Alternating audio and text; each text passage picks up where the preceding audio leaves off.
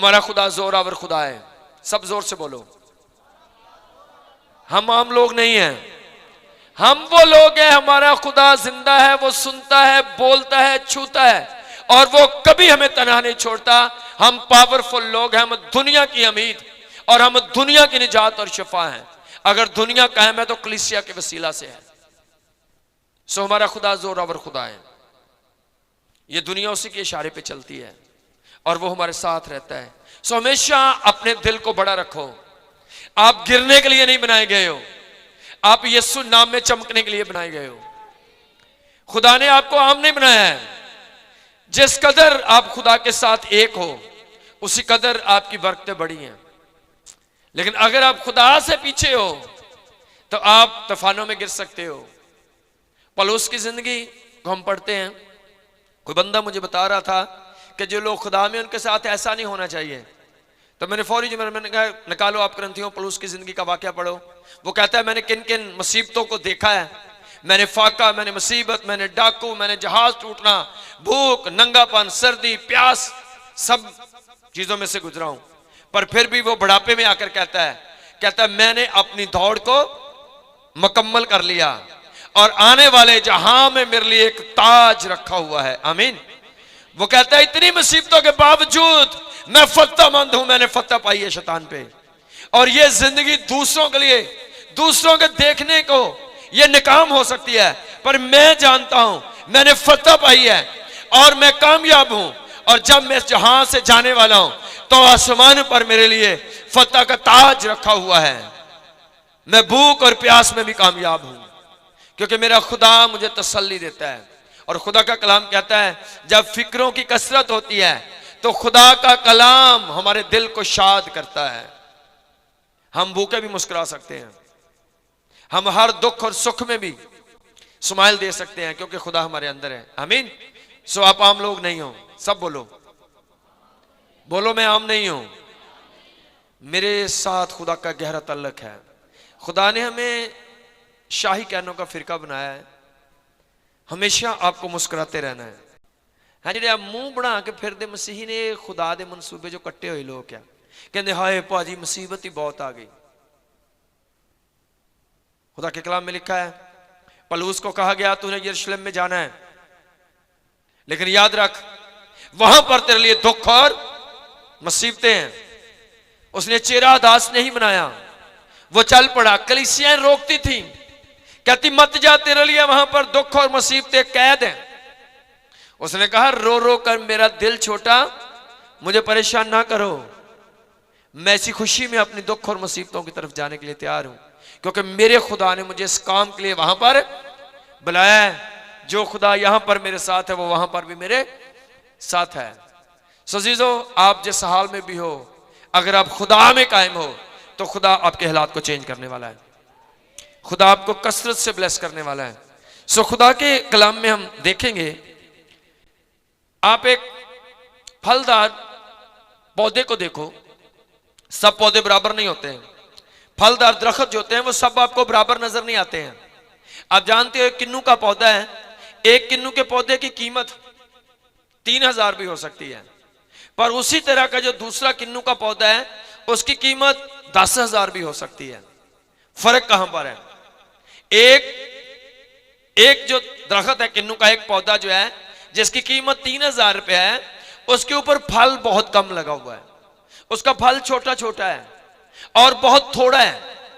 और जो दूसरा जो 10,000 वाला पौधा है उसको फल बहुत ज्यादा लगा हुआ है और उसका फल जो है वो बड़ा खूबसूरत है, वाज़े है, वो बिकने वाला है, वो ऐसे जिसकी कदर की जाए। और इसी तरह खुदा के कलाम में लिखा है खुदा चाहता है कि हम फलदार दरख्त बने। खुदा की मर्जी क्या है? सब बोलो, क्या मर्जी है खुदा की? हमें फलदार दरख्त होना है। खुदा के कलाम में लिखा है मैंने तुमको मुकर्रर किया है कि जाकर फल लाओ और तुम्हारा फल कायम रहे। तुम्हारा फल, खुदा चाहता है कि हम फल भी लाएं और ज्यादा भी लाएं और हमारा फल कायम भी हो। जब तक आप फलदार हो आप कीमती हो यीशु की निगाह में। अगर आपका फल झड़ जाए तो आपकी कीमत कम हो सकती है। आपको फलदार होना है। खुदा के कलाम में से हम देखेंगे मत्ती 13वां बाब 18वीं आयत से पहरे को हम पढ़ेंगे। खुदा के कलाम में एक तमसील है, बीज बोने वाले की तमसील। सब गौर से सुने इसको। बस बोने वाले की तमसील सुनो, सब सुनो गौर से। जब कोई बादशाही का कलाम सुनता है और समझता नहीं तो जो उसके दिल में बोया गया था उसे वो शरीर आकर छीन ले जाता है। ये वो है जो राह के किनारे बोया गया था। और जो पथरीली जमीन में बोया गया, ये वो है जो कलाम को सुनता है और उसे फिल फौर खुशी से कबूल कर लेता है, लेकिन अपने अंदर जड़ नहीं रखता बल्कि चंद रोज़ा है। और जब कलाम के सबब से मुसीबत या जुल्म बर्पा होता है तो फिल फौर ठोकर खाता है। और जो झाड़ियों में बोया गया, ये वो है जो कलाम को सुनता है और दुनिया की फिक्र और दौलत का फ़रेब उस कलाम को दबा देता है और वो बेफल रह जाता है। जो अच्छी ज़मीन में बोया गया, ये वो है जो कलाम को सुनता समझता है और फल भी लाता है, कोई 100 गुना, कोई 60 गुना और कोई 30 गुना। आमीन आमीन। लिखा जो अच्छी जमीन में बोया गया, ये वो है जो कलाम को सुनता और समझता है और फल भी लाता है, कोई 100 गुना फलता है, कोई 60 गुना, कोई 30 गुना फलता है। आमीन। खुदा चाहता है कि आप फलदार दरख्त बन जाओ, कोई 60 गुना, कोई 100 गुना, कोई 30 गुना, लेकिन फलदार आपको होना है। खुदा चाहता है कि आप फलदार दरख्त बनो। इस तमसील के अंदर हम देखते हैं खुदावंद के कलाम में से जो पढ़ा गया है, इसमें वजह बताई गई है कि कौन सा पौधा जो है वो ज्यादा फल लाता है और कौन सा पौधा फल नहीं लाता। अगर कोई फल लाता है तो उसकी वजह क्या है, अगर किसी को फल नहीं लगता तो उसकी वजह क्या है। खुदा चाहता है कि आप फलदार दरख्त बनो, ताकि आप, क्योंकि खुदा ने आपको बनाया कीमती है, आप खुदा की निगाह में है कीमती, लेकिन कीमत आपके फल के हिसाब से है। इसी तरह अगर आप नाम के मसीही हो तो आप रौंदे जा सकते हो, लेकिन अगर आप फलदार मसीही हो, आप हकीकी मसीही हो, आपकी जिंदगी से मसीह की खूबियां ज़ाहिर हो रही हैं, आपकी जिंदगी से मसीह का किरदार ज़ाहिर हो रहा है, आपकी जिंदगी से मसीह का कलाम, मसीह का जलाल ज़ाहिर होता है, तो आप वाकई कीमती हो खुदा की निगाह में। खुदा चाहता है कि आप फलदार बन जाओ। और यहां पर खुदा की मर्जी है, जब यकूब अपने बच्चों को ब्लेस कर रहा था तो उसने कहा यूसुफ एक फलदार पौधा है, यूसुफ एक फलदार पौधा है। वो वाकई फलदार था। क्यों फलदार था? उसके और भी 11 भाई हैं, 11 को तो फलदार नहीं कहा गया, लेकिन यूसुफ को कहा गया यूसुफ एक फलदार पौधा है। फलदार पौधा क्यों है? 11 भाई किसी को रोया नहीं आई, किसी का खुदा के साथ राबता नहीं, क्योंकि उनका किरदार सही नहीं था, उनकी जिंदगियों में कलाम का फल नहीं था। जो यूसुफ के 11 भाई थे वो गलत किस्म के लोग थे, वो बुरे काम करते थे। और यूसुफ फलदार क्यों था? वो अपने भाइयों के बुरे कामों की खबर लाकर अपने बाप को देता था। वो अपने भाइयों की महफिल में शामिल नहीं होता था कि आज भाई चोरी कर रहे हैं और वो भी साथ चोरी कर रहे हैं, भाई शराब पी रहे हैं वो भी साथ बैठ के पी रहा है। वो हर एक अपने भाई की बुरी बात को देखता और आकर अपने बाप को खबर देता था कि अब्बा ये वाला काम जो ये कर रहे हैं दुरुस्त नहीं है, और वो अपने बाप को बताता, बाप उनको रोकता और टोकता था। वो अलग था बाकियों से, वो अपने बाकी 11 भाइयों की तरह का नहीं हुआ, वो उनके बुरे कामों में शामिल नहीं हुआ, वो उनकी बदी से अलग रहा, और इसलिए वो अपने बाप का भी प्यारा था और इसलिए वो खुदा का भी प्यारा था। खुदा ने भी जब सिलेक्ट किया, किसी को रोया देनी थी, किसी को चुनना था अपने काम के लिए, तो खुदा ने उस फलदार पौधे को चुना। खुदा ने उसे बड़ी रोया दी। खुदा ने कहा मैं तुझे मुल्क मिस्र का मैं बादशाह बनाऊंगा, हाकिम बनाऊंगा तुझे। क्योंकि क्यों तू नुमाया हुआ? क्योंकि वो एक फलदार पौधा था। सब बोलो क्या था वो? 11 भाई बादशाह नहीं बने क्योंकि 11 भाइयों का किरदार दुरुस्त नहीं था। अगर यूसुफ जो है वो बादशाह बनाए तो बाइबल कहती है यूसुफ को उसके बाप ने कहा यूसुफ एक फलदार पौधा है, ये एक फलदार दरख्त है, और उसके फलदार होने की वजह से फल क्या है? उसकी जिंदगी के अंदर रास्तबाजी एक फल है, उसकी जिंदगी के अंदर ईमानदारी एक फल है, उसकी जिंदगी में माँ बाप की रिस्पेक्ट एक फल है, और ऐसे फलों की वजह से कहा गया कि ये एक फलदार पौधा है। और उसके भाइयों को फलदार नहीं कहा गया, और वो वाकई फलदार नहीं हुए। वो गए जब मिस्र के अंदर, तो उनको अपने छोटे भाई के आगे वाकई सर झुकाना पड़ा, वहां पर शर्मिंदा होना पड़ा, और वो शर्मिंदगी उन्हें अपने गुनाहों की वजह से थी। अगर वो ईमानदारी के साथ जिए होते तो कभी वो मिस्र में जाकर यूसुफ के आगे सर ना झुकाते। आज आपकी हजारों शर्मिंदगियां आपकी अपनी वजह से। खुदा आपको जलील नहीं करना चाहता, खुदा आपको गरीब नहीं करना चाहता, खुदा आपको मुश्किलात में नहीं डालना चाहता। हम खुद कुछ अपने लिए सिलेक्ट कर लेते हैं। सो यूसुफ एक फलदार पौधा है। फल क्या है कि वो 11 भाइयों की तरह बदकिरदार नहीं है, वो 11 भाइयों की तरह बुरे काम नहीं करता है। रास्तबाजी उसका फल है, ईमानदारी, हलीमी, आजी उसका एक फल है, मुआफ करना उसका एक फल है। इसलिए वो फलदार है, और उसके फलदार होने की वजह से वो जब मिस्र में गया तो खुदा ने उसको मिस्र का हाकम बना दिया। खुदा चाहता है कि आप सब फलदार बन जाओ। एक वक्त आएगा, खुदा का कलाम कहता है कि जितने जमीन पर रास्तबाज हैं वो खुदा के साथ तख्तों पर बैठकर वो इंसाफ करेंगे। खुदा ने हम सबको बादशाही के लिए बनाया है, लेकिन फलदार पौधों को ये मौका दिया जाएगा। यूसुफ को मौका मिला क्योंकि वो फलदार है। और आज यहां पर हम देखते हैं यीशु मसीह ने समझाया हमें कि कौन से लोग जो हैं वो फल लाते हैं। अगर आपको फल नहीं लगा तो वजह क्या है?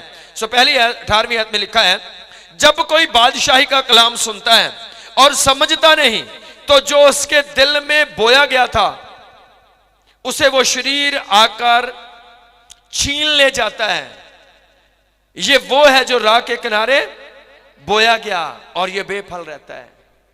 एक बीज बोया गया और वो कोई फलदार पौधा नहीं बना। क्यों नहीं बना? क्योंकि वो राह के किनारे बोया गया था और परिंदे आकर उसे चुग कर ले गए। यहां पर हम देखते हैं कि जब कोई बंदा कलाम सुनता है और कलाम सुनने के बाद उसको समझता नहीं, तो जो उसके अंदर बोया गया है, शैतान आकर उस कलाम को चुराकर, सबसे पहली बात वो लोग फल ला सकते हैं जो कलाम को सुनते और समझते हैं। अगर आप कलाम सुनकर समझते नहीं तो कभी आप फलदार नहीं हो सकते हो। आप फलदार तब होंगे जब आप कलाम सुनेंगे और समझेंगे। बाइबल कहती फलदार दरख्त वो है जो पहली बात वो कलाम सुनता और उसे समझता है। आप यहां पर गलती हो रही हो, यहां पर कोई गलती चल रही हो, आपके अंदर होना चाहिए कि भाई जी ये गलत है, ये लिखा है ऐसे नहीं बल्कि इसको ऐसे होना है। अगर ये क्वालिटी आपके अंदर है तो आपको खुदा में एक बड़ा फल लगने वाला है।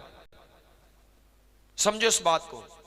अगर आप वाकई किसी को हैंडल कर सकते हो, अगर आपको बुनियाद आती है अपने ईमान की, अगर आप जानते हो यीशु मसीह क्यों सलीब पर चढ़ा, आप जानते हो हकीकत क्या है, आप जानते हो कि आपके गुनाह माफ हो गए, आप किसी को कह कर सको कि यीशु मसीह को कबूल करो, यीशु मसीह निजात देता है। आप दुनिया में रहते हो, कौमों में रहते हो, आप जिधर भी जाते हो, अगर आप अपने ईमान की बुनियाद को, यीशु मसीह के कफारे को बयान कर सकते हो, आप समझा सकते हो, तो इसका मतलब आप फल लाने वाले हो। बीज आपके अंदर है। क्योंकि जब आपको समझ नहीं लगती, आप समझा नहीं सकते, तो शरीर आता है उस बीज को चुराकर। जब कलाम ही शैतान ले जाए, बीज जो बोया था वो ही शैतान निकाल कर ले जाए, तो फल कहां से लगेगा? दरख्त कहां से बनेगा? पहली बात, आज आपके अंदर कलाम नहीं, इसलिए फल नहीं लगता है। जो कलाम सुनो, वो तौबा हो, वो बपतिस्मा हो, वो पाक हो, आप जो सुनो आप सुनाने के काबिल हो। आप इतनी तवज्जो सुनो, आप समझो कि मेरा जमीन पर रहने का मकसद जो है वो जिंदा खुदा की गवाही देना है, वो खुदा के जलाल को ज़ाहिर करना है, वो खुदा की गवाही सुनाना है। अगर ये आदत आपके अंदर है गवाही देना, मैं किसी को गवाही दे रहा था, मैंने कहा जी सब कुछ बर्दाश्त हो सकता है, लेकिन यहां पर कोई बाइबल की बात करेगा वहां पर हम बर्दाश्त नहीं करेंगे। सब कुछ हम बर्दाश्त करेंगे, कोई हमें गाली निकाले, कोई कुछ कहे, कोई अच्छा कहे, बुरा कहे, हम बर्दाश्त करेंगे। लेकिन अगर कोई हमारे फेथ के खिलाफ बात करे, अगर कोई हमारी मसीही तालीम पर बात करे, तो हम कभी चुप नहीं रहेंगे। ये जान उसी ने दी है। और थोड़ी देर में आप एक बड़ा एक्शन देखोगे। इसी जगह पर थोड़ी देर में एक आप बड़ा एक्शन देखोगे, वो सब चीजें दुरुस्त करेंगे जो गलत चलाई गई हैं। खुदा करेगा वो सब कुछ जो गलत चल रहा है, उल्टी दुआ पढ़ रहा है, कोई 10 हुक्म उल्टे पढ़ रहा है, सब सीधा करने वाले हैं यीशु के नाम में। हम किसी को नहीं छोड़ा जाएगा, जो भी गलत करेगा वो भरेगा यीशु नाम में। सब पर बड़ा एक्शन होगा। सो खुदा ये चाहता है, खुदा ये चाहता है कि सच्चाई की तालीम दी जाए। आपके अंदर रूहानी जोश होना चाहिए, रूहानी जोश होना चाहिए।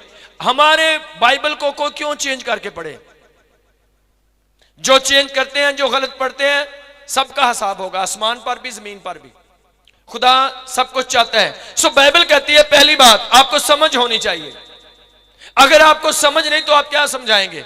अगर आपको समझ है कि तौबा क्या है, बपतिस्मा क्या है, पाकरू क्या है, ईमानदारी क्या है, पकीजगी क्या है, कफारा क्या है, तो उसका मतलब खुदा आपको बहुत ज्यादा फलदार करने वाला है। यही हमारा फल है, यही फल है। सो पहली बात, जो जिन लोगों को फल नहीं लगता उनकी वजह यह है वो कलाम को सुनते तो हैं पर वो कलाम को समझते नहीं। क्यों नहीं समझते? आप बात में आते हो, आप बच्चों से खेल रहे हो, आप इधर उधर बात कर रहे हो, आप इधर उधर देख रहे हो, आप सब कुछ उल्ट कर रहे हो, आपकी समझ में नहीं आएगा। खुदा चाहता है फलदार। एक बंदा एक की बात करते हैं, यूसुफ को एक लफ्ज बोला गया कि यूसुफ एक फलदार पौधा है। और फलदार पौधा, फल क्या है? रास्तबाजी है, पकीजगी है। वो जानता है मुझे बेवफाई नहीं करनी, वो जानता है मुझे रास्तबाजी में रहना है, वो जानता है मुझे अपने बाप को हर बुरे काम की खबर देनी है।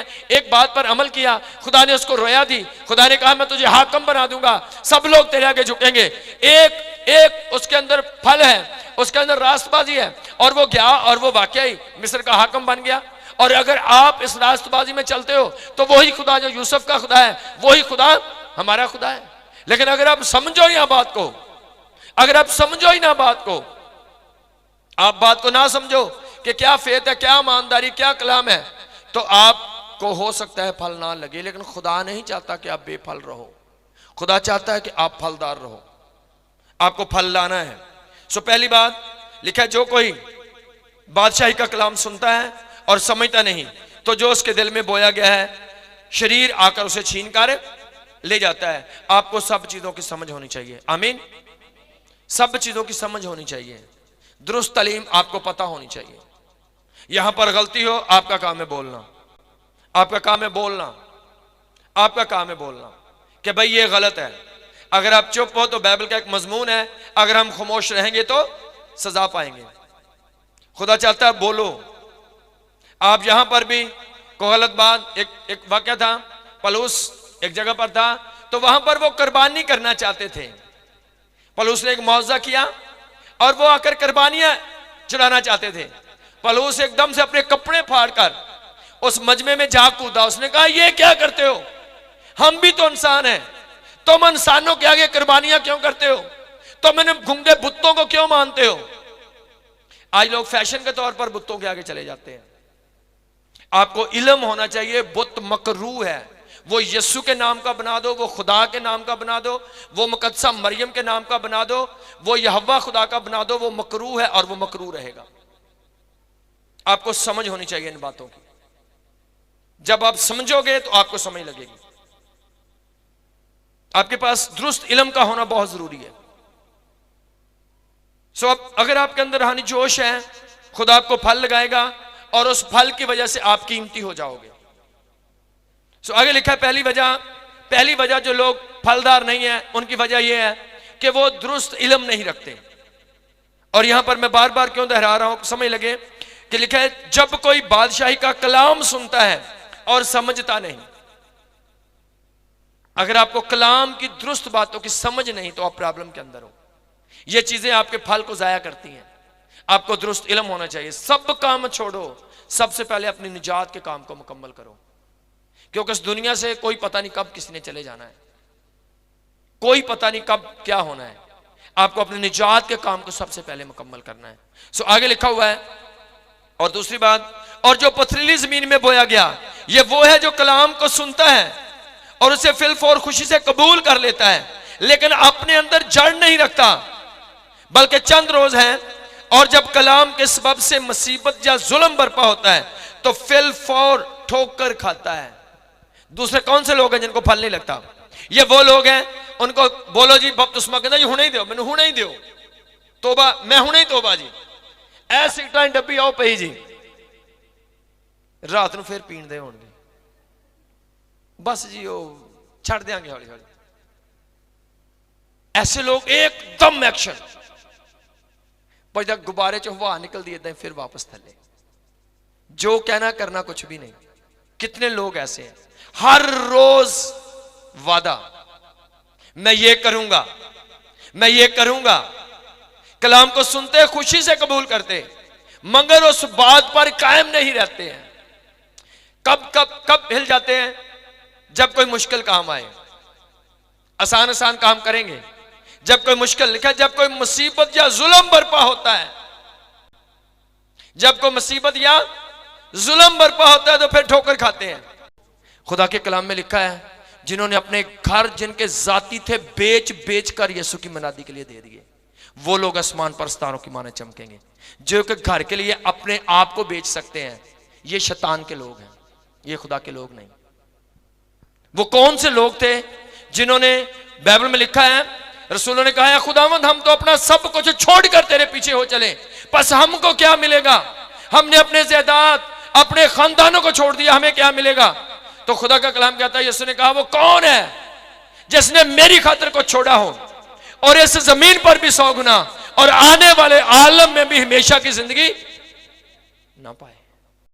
सो बाइबल कहती है, जब मुसीबत या जुल्म बर्पा होता है तो फिर जाकर, आज बहुत बहुत कुछ उल्ट चल रहा है, दुनिया में उल्ट चल रहा है। आज लोग इबादत पर उधर जाते हैं जिधर से राशन मिलता है, कोई लालच है, कोई फायदा है। कहना ये मेरे, एक बंदा मुझे कह रहा है, कहना ये मेरे ते एहसान बड़ा है। मैं कह वाकई तेरे ते यीशु दा कोई एहसान नहीं, जिन्हें अपनी जान देती ओदा तेरे ते कोई एहसान नहीं है। इस बंदे ने तेनू इन्ना काम कर दिया, तू एदा एहसान नहीं भुल सकदा, तू बाइबल नूं छड्ड सकना है।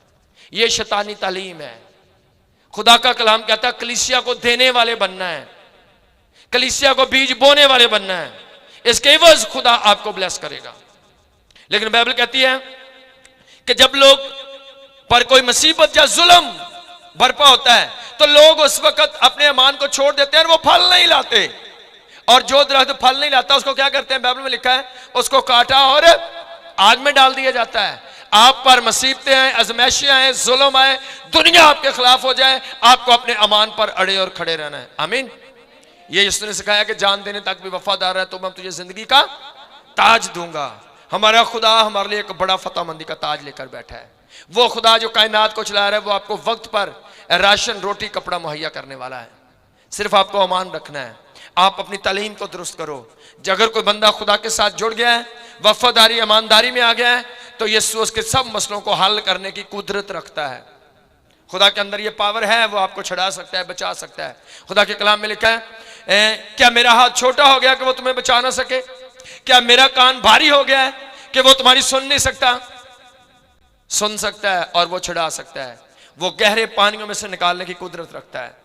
हमारा खुदा जोरावर खुदा है। सब बोलो, हमारा खुदा जोरावर खुदा है। जब बनी इस्राएल जंगल में से गुजर रहे थे तो उन्होंने कहा कि ये क्या है जो मीठी खुराक तो हमें देता है? हम तो गोश्त खाते थे मिस्र के अंदर, हांडियों के पास बैठकर खाते थे।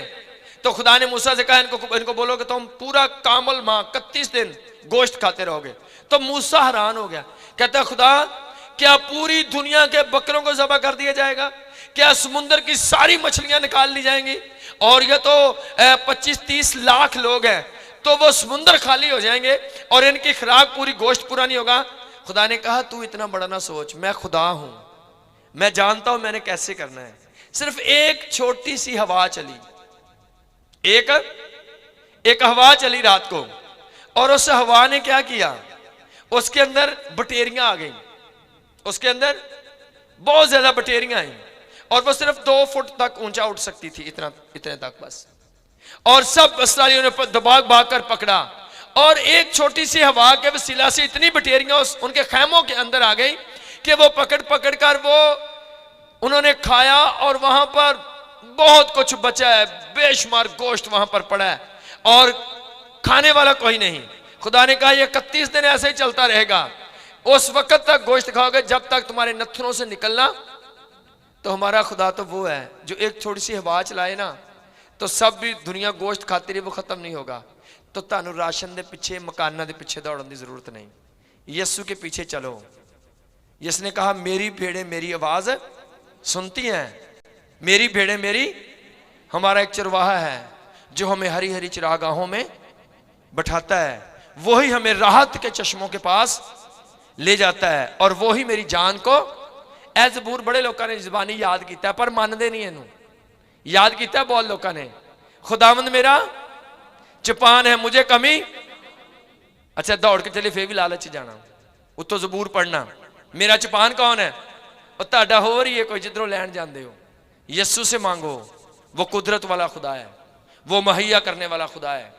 सो जरूरत है खुदा की पावर को जानो, खुदा की कुदरत को जानो। खुदा आपको फलदार दरख्त बनाना चाहता है ताकि आप कीमती बन जाओ। सो दूसरी बात, अगर किसी को फल नहीं लगता तो वो कौन है, वो पथरीली जमीन है, ये सख्त दिल के लोग हैं। बाइबल में लिखा है इनका दिल गोया गर्म लोहे से दागा गया है। आप पढ़ पढ़ के सुनो, कहीं छो जी उन्हें एकदम क्या है, एक बंदे की सुनेंगे बाइबल में से 10 चीजें समझाओ नहीं सुनेंगे, क्योंकि उनके दिल पर मोहर लग गई शैतान की। और आगे खुदा के कलाम में लिखा जब उन पर कोई जुल्म होता है, उन पर कोई मुसीबत आती है, फौरन अमान को छोड़ देते हैं। वही तो वक्त होता है आपका कुछ बनने का, वही तो वक्त है जब आप आज़माइश पर पूरा उतरते हो, उसके बाद तो ब्लेसिंग आने वाली है। अगर आप किसी मुसीबत में डाले जा रहे हो तो ये सोचो कि आपका वक्त आ गया है बरकत पाने का। इस चेकिंग के बाद, इस आज़माइश में कामयाब होने के बाद खुदा आपको एक बड़ी बरकत देने वाला है। खुदा उस वक्त किसी को आजमाता है जब खुदा किसी को बरकत देने का मंसूबा बनाता है। उसके बाद लिखा है खुदा ने अब्राहम को आजमाया। क्यों आजमाया? आजमाइश क्या है? अपना बेटा ज़बह कर। तो जे राशन वाले या मकान देने वाले होंगे इन्हें कहना नहीं छड्डो, तुसी पार्टी बदलो, जिधर बच्चों की कुर्बानियां मांगते आप उधर जाना क्यों आ।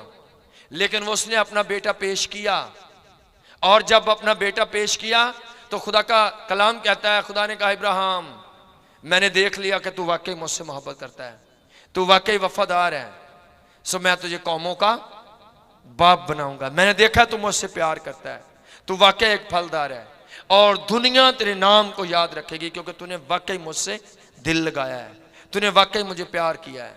सो जीजो, जुल्म हो, आजमाइश आए, मुसीबत आए, तूफान आए, सब यीशु के नाम में रुकने वाले हैं।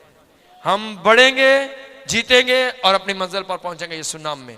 सो खुदा का कलाम कहता है कि दूसरे नंबर पर वो लोग हैं, इसलिए फल नहीं लगता कि लोग आजमाइश के वक्त गिर जाते हैं, अपने लेवल से नीचे चले जाते हैं, अपनी रूहानी जिंदगी को खराब कर देते हैं, लालच में, राशन के पीछे, मकान के पीछे, दूसरी चीजों के पीछे।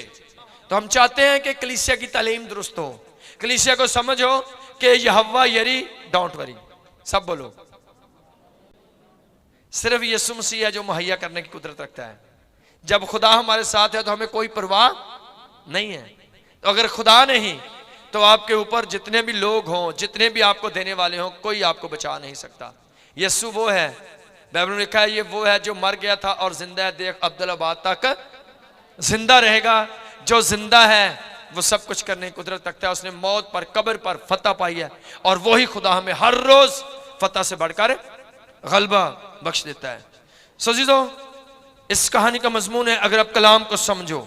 और दूसरी बात जो हम कर रहे हैं, फलदार होने के लिए आपको अमान पर कायम रहना है, कभी लालच में ना गिरो, कभी ये ना देखो इधर से फायदा इधर को चले जाते हैं। आपका जो चुपान है, चरवाहा जो है वो यीशु मसीह है। लिखा मेरी भेड़ें मेरी आवाज सुनती और वो उसे पहचानती हैं। जो आपको लालच दे, आपका ये काम करेंगे इधर आ जाओ, वो आवाज किसकी आवाज है? वो शैतान की आवाज है। जो आपको राशन का लालच दे, कोई लालच दे, जो आपको कहे भाई अमान में खड़े हो, जो खुदा आपको मुहैया करने वाला वो लोग खुदा के लोग हैं। आपको खुदा के पीछे चलना है। अपने अंदर जड़ नहीं रखते, हिल जाते हैं, तौबा बपतिस्मा लेकर भी वापस उन्हीं कामों में, उन्हीं जगहों पर सियासी मफाद, जिस्मानी मफाद के लिए लोग हिल जाते हैं। खुदा ये नहीं चाहता, और लिखा है वो बेफल रह जाते हैं। और नंबर तीन लिखा है जो झाड़ियों में बोया गया, ये वो है जो कलाम को सुनता है, और दुनिया की फिक्र और दौलत का फ्रेब उस कलाम को दबा देता है और वो बेफल रह जाता है। दो चीजें हैं, दुनिया की फिक्र और दौलत का फ्रेब। गलत कारोबार शुरू कर देना, इबादत को छोड़ देना, छड्डो जी संडे में दिहाड़ी लाओ, हाँ जी छड्डो जी रोज चर्च कौन जावे जनाब, इससे कम ही करना दिन रात। ये दौलत का फ्रेब है। सिर्फ अगर दौलत मुहैया करता है तो वो खुदा ही है। सुलेमान कुछ नहीं था, सिर्फ खुदा का वादा था। सुलेमान को खुदा ने कहा बोल क्या चाहिए, उसने कहा खुदावन तूने बहुत कुछ दिया हुआ है, अगर मुझे कुछ देना है तो मुझे दे दे कि मुझे हिकमत दे दे, मैं तेरी बड़ी कौम इस कलीसिया का बेहतर इंसाफ कर सकूं।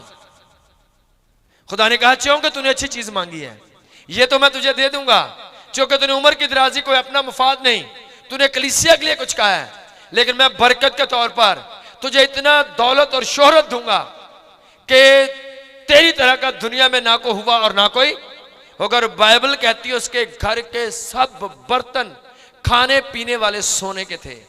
कौन उसके पीछे था? जोर से बोलना, कौन उसके पीछे था? जोर से ऐसे करके बोलो, कौन था? और वही खुदा आज आपके साथ खड़ा है। आमीन। वो खुदा जो उसको उसके लेवल को चेंज करता है, वही खुदा आपके लेवल को चेंज करने की कुदरत रखता है। सिर्फ अमान में अड़े और खड़े रहो, रूहानी जशीले होना है आपको। कोई बाइबल की तालीम की बात गलत करे, आपको बोलना है वहां पर, आपको पुरजोश होना है, रूहानी गैरत से भरे होना है आपको। खुदा वाकई आपके साथ खड़ा रहेगा। लेकिन जो लोग खुदा की गैरत नहीं रखते, खुदा उनके साथ नहीं। सो लिखा है वो दुनिया की फिक्र, दौलत का फ्रेब, इस वजह से वो फलदार नहीं हो सके। कोई दौलत हमारे लिए मायने नहीं रखती। हम जानते हैं हमारा खुदा मुहैया करने वाला खुदा है। हमने हर हाल में जीना सीखा है और ये मेरे यीशु ने हमें सिखाया है। हमने भूखें काटी हैं, हमने गुर्बत देखी है, और मैंने देखा उस हाल में भी तसल्ली देने वाला सिर्फ खुदा था। जिसने वादा किया उसने सब वादे, सिर्फ एक दफा मैं मैसेज दे रहा था, कोई प्लानिंग कोई कुछ नहीं, मेरे सिर्फ मुंह से निकला। मैंने कहा आज किराए का ग्राउंड है, खुदा कहता है एक वक्त में तुम्हारा अपना होगा, और खुदा का कलाम कहता है खुदा अपने लोगों की बातों को मट्टी में मिलने, खुदा ने ये हमें मुहैया कर दिया अपना ग्राउंड।